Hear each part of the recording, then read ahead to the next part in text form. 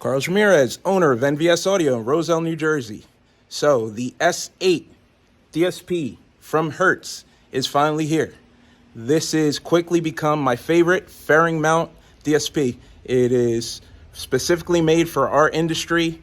It fits in the fairing, super powerful, does everything you need it to do. I've run it through its paces. I love it. They did a perfect job with it. I am super happy. We now offer a complete plug-and-play harness for it, so this DSP can be easily installed in any 14 through 22 Harley-Davidson bagger. So that's your Street Glide 2014 through 2022,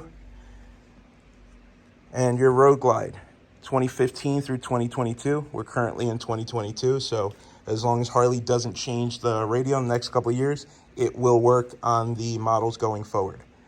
So here is your power connection. Here is your speaker signal input. Here's your plug and play harness behind your factory GT or GTS radio. And here's your RCA output. This is the load resistor bank. So this provides a speaker load to the radio. So once you disconnect the speakers, you don't get the error code for not having speakers. Everything taken care of. 100% plug and play. Super simple, super serviceable, ready to go.